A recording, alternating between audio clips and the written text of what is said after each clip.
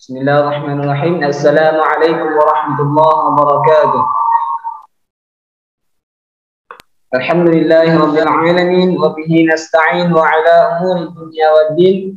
Wassalatu wassalamu ala asyrafil anbiya'i wal mursalin wa ala alihi wa sahbihi ajma'in.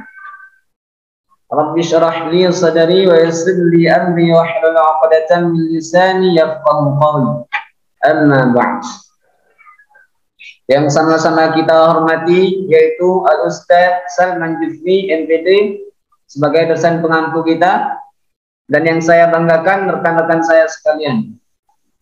Pertama-tama marilah kita panjatkan puji syukur kita atas kehadiran Allah Subhanahu wa taala, yang mana atas limpahan rahmat, nikmat dan berkahnya lah kita bisa berkumpul dalam suatu ruangan Zoom yang insyaallah diberkahi Allah Subhanahu wa taala. Langkah yang kedua kalinya yaitu salawat beriringan salam tak lupa kita kirimkan kepada junjungan kita yaitu Nabi besar Muhammad sallallahu alaihi wasallam dengan lafaz Allahumma shalli ala sayyidina Muhammad wa ala ali sayyidina Muhammad.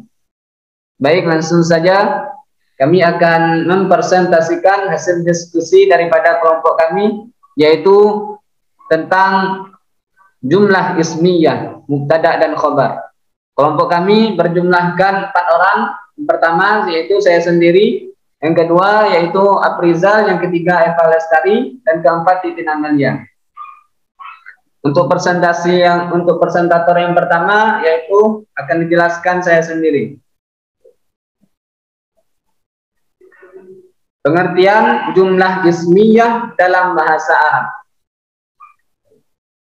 Jumlah ismiyah adalah jumlah atau kalimat yang diawali dengan isim atau kata benda. Jumlah ismiyah juga dapat diartikan sebagai susunan kalimat yang terdiri dari mubtada dan khabar.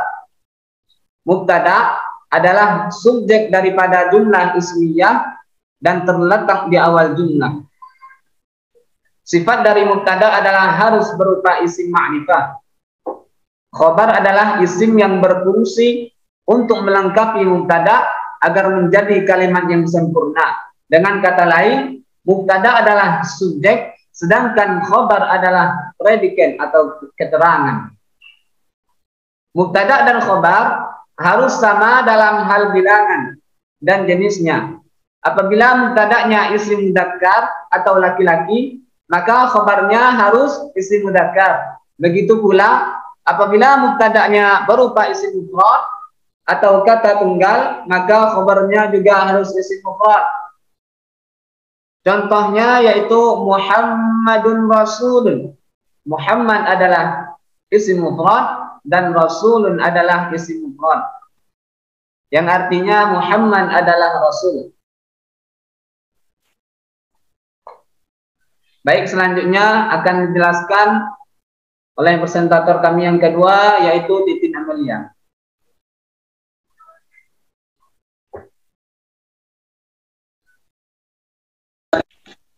Pengertian mubtada.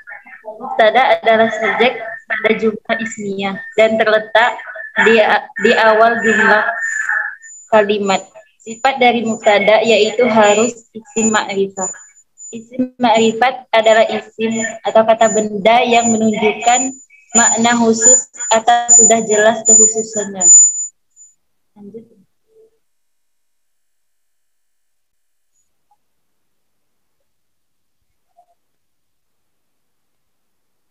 Adapun yang termasuk isim ma'rifah adalah sebagai berikut. Pertama, isim yang diawali dengan alif lam. Isim nakiroh apabila ditambah alif lam akan berubah menjadi isim ma'rifat. Kedua, isim domir atau kata ganti. Damir atau kata ganti ialah isim yang berfungsi untuk menggantikan atau mewakili penyebutan sesuatu atau seseorang maupun sekelompok benda atau orang. Ketiga, isim isyarah, kata tunjuk. Isim isyarah adalah isim yang berfungsi untuk menunjukkan sesuatu. Dalam bahasa Indonesia biasa diartikan dengan ini dan itu. Lanjut.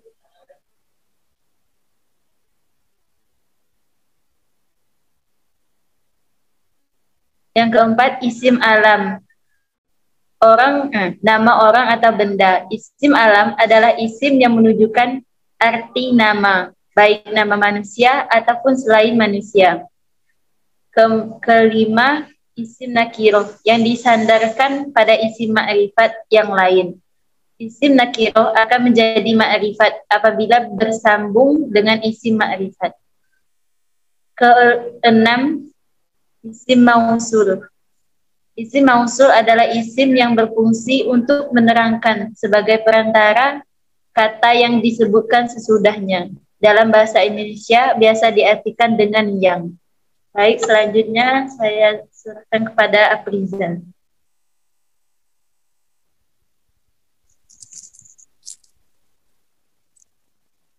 Baik, saya akan melanjutkan pengertian khobar. Khobar adalah predikat pada jumlah ismiyah yang berfungsi untuk menerangkan keadaan mubtada, serta bisa berupa kata ataupun kalimat, atau sebagai anak kalimat. Contoh, yang artinya Ustadz itu sakit. Kaidah dalam jumlah ismiyah. Dalam jumlah ismiyah terdapat kaidah-kaidah yang pembahasannya sangat panjang dan mendetail. Kaidah-kaidah tersebut adalah dibaca rofa. Tanda rofa pada isim adalah dhamma, waw, alif, dan nun. Contoh, rumah itu kecil.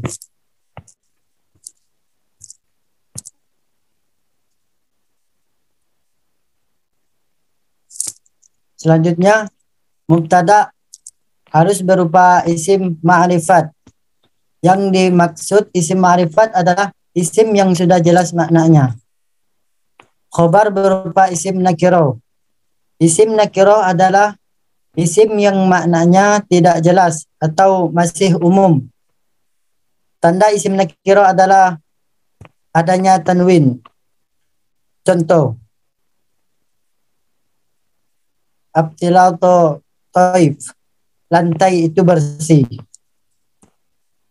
Mubtada dan khobar harus bersesuaian dalam hal muannas dan muzakkar serta mufrad, musannah dan jamaknya. Contoh, Fatimatu jimiyah,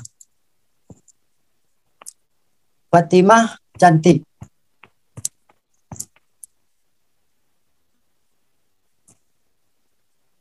Baik, cukup sekian dari saya. Saya kembalikan kepada moderator Ustaz Aldo. Ya, kepada Ustaz Aldo, silakan.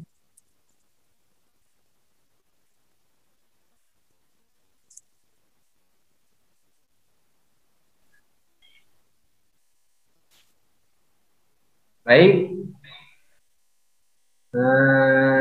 Jadi itulah presentasi daripada kelompok kami. Dan kesimpulannya akan dijelaskan oleh rekan kami yaitu Eva Lestari.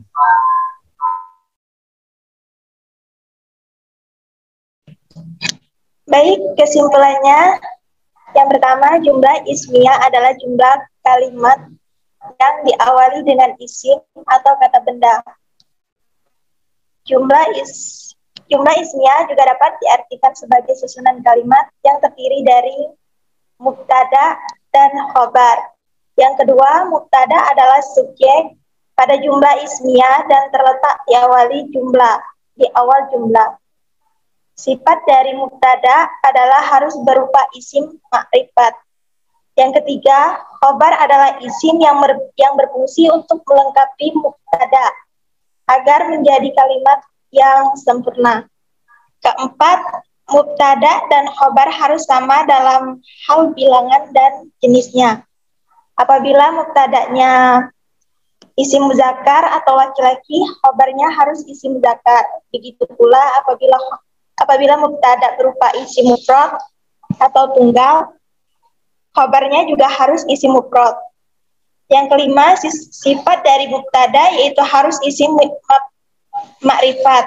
Adapun yang termasuk isim ma'rifat adalah sebagai berikut. Isim yang diawali dengan alif lam, isim domir atau kata ganti, isim isyarah atau kata tunjuk, isim alam atau nama orang atau benda, isim nakiroh yang disandarkan pada isim ma'rifat yang lain.